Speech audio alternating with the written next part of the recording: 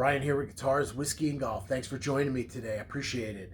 So, in the new year, I've been thinking a lot about what I want to do with my channel in terms of the whiskey side. Guitars, Whiskey, and Golf, as you know, or I hope you know, is devoted to guitar playing, my love of whiskey, and my love of golf. And I've been thinking a lot about what I want to do with the channel this year related on the whiskey side. And not exclusively, but one of the main things I'm going to be doing this year is really focusing on affordable whiskey. And so, what do I mean by affordable? Because that's a different terminology for everybody. It means something different to everyone. What's affordable to me may not be affordable to somebody else, and etc. So, but mainly what I'm going to be looking at is trying to find for the viewers of Guitars, Whiskey, and Golf, the best whiskeys that I can find for 50 bucks and under. There are a lot of whiskeys out there. There's new whiskey coming to the market all the time. Some are really, really expensive. Some are more affordable. But a big focus of Guitars, Whiskey, and Golf this year is going to be finding the best whiskeys I can find to share with you guys at that $50 price point and below. Now, that does not mean that I'm not going to do any reviews of more expensive whiskeys, whether they be bourbons, ryes, or scotches, American single malts. I'm going to do that, but I just want to provide viewers out there with guidance and advice on where they can find or what whiskeys they can find out there that aren't going to blow the budget out and that are also readily available. I recently did a short on Bardstown's Origin Series, their white label bourbon, which is fantastic. I picked that up for about 45 bucks. It's really, really good. I highly recommend it. If you haven't seen my short on Bardstown's Origin Series bourbon, check it out. I actually was sitting around a campfire last night with a bunch of guys, and I shared that bottle, and everybody loved it. So take my word for it. I've seen it at Total Wine and More for as little as 38 bucks, but somewhere around 45 bucks, the Origin Series white label bourbon. It's a 6-year-old. It is really, really good. Just a beautiful sipping whiskey. And today I've got the Jack Daniel's Bonded Series, which is comprised of the Tennessee whiskey. We've got the triple mash, and then I've also got the bonded rye. Every single one of these is sub 40 bucks and 100 proof and aged at least 4 years under the Bottled and Bond Act, as we know. So I'm really excited to get into these, especially the rye. I haven't tried it yet. By the way, I haven't prepared for this video at all.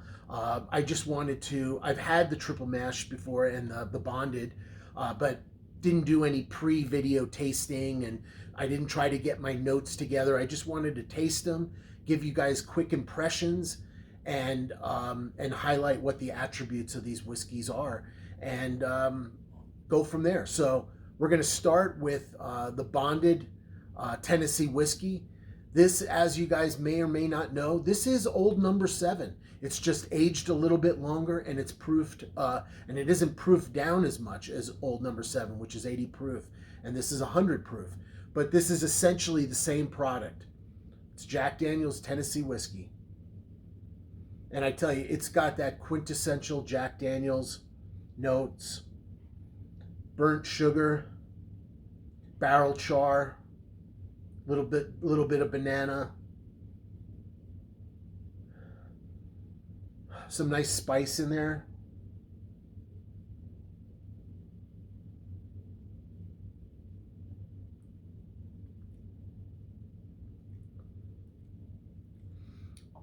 I really like that. So, side note, I'm kind of a Jack Daniel's fan anyway.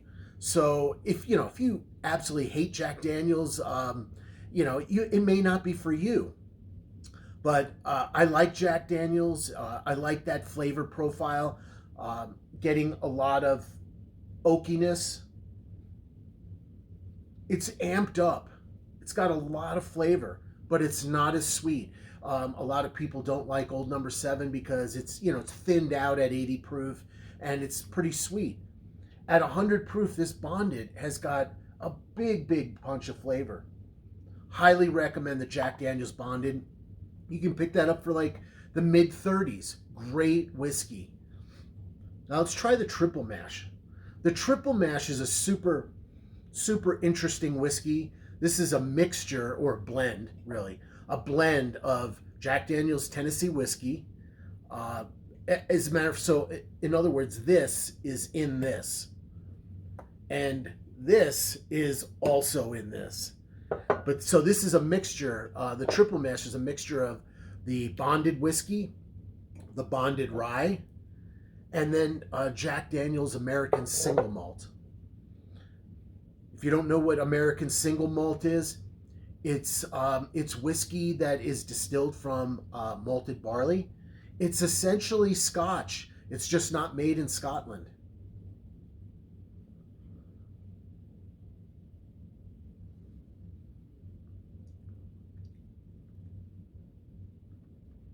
I love that. If you've tried some scotches and you're having a hard time making a transition from bourbon to Scotch, because the Scotch profile is so much different. Scotch is distilled from barley, mostly malted barley, and a lot of times it's finished in sherry. That imparts a lot of different flavor characteristics. First of all, the grain, and imparts a totally different flavor profile, and then the sherry finish imparts a very different flavor profile. If you're not used to malted barley, the flavor components of Scotch, it's very different from bourbon, and it can be off-putting unless you're familiar with it and you really like it. This is the ultimate like gateway from bourbon, say, to transition to Scotch. If you're trying to develop a flavor profile or palate for Scotches, this has got a beautiful sweetness.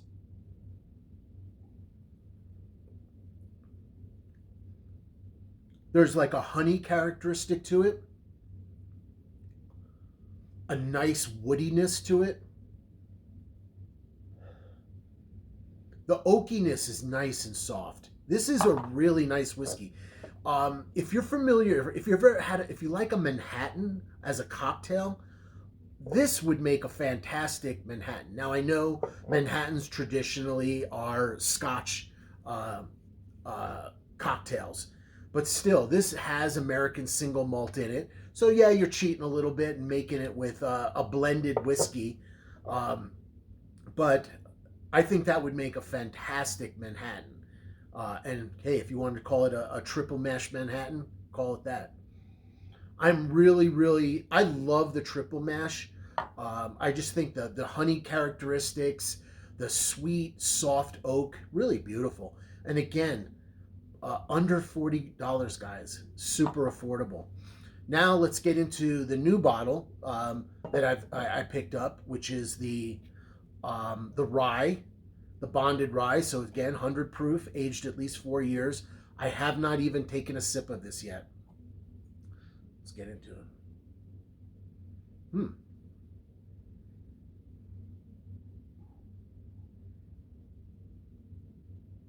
Interesting. The nose has got a little bit of like a powdered sugar bubblegum thing happening.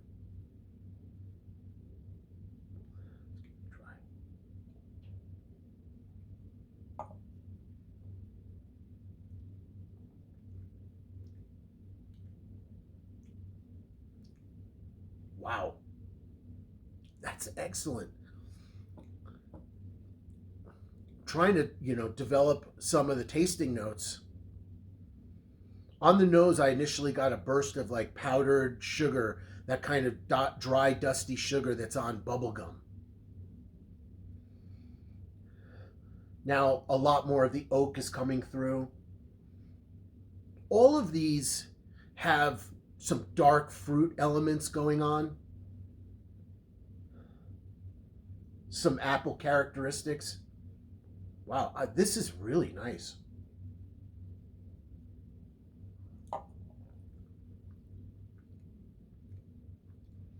That powdered sugar comes through. It's interesting. I really like these. All of these bring the flavor.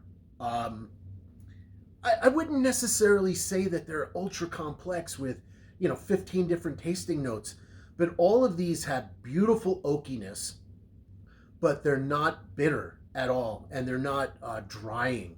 They just have a nice, sweet, toasty oak flavor. I'm picking up dark fruits on all of them, a little bit of apple, maybe a little bit of plum, almost some like dried fruit characteristics on all of them.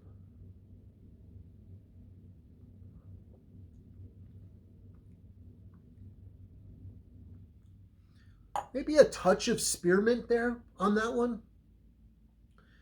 I tell you guys, under $40 for all three of these. They're all three are buys. Um, these will not break your bank. They're all packed with flavor. You can drink these neat. Can make fantastic cocktails out of all of them. And so the Jack Daniel's Bonded series, in my opinion, all three, run out to the store and buy them. Put them on your shelf. Then you got the whole set. Makes a nice little showpiece to have the whole set.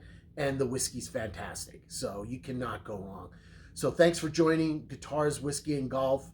I'm glad to bring you this kind of content, and hopefully it can help you guys find affordable whiskeys in 2024 that are excellent and that sip good, make great cocktails, and don't destroy our family budgets.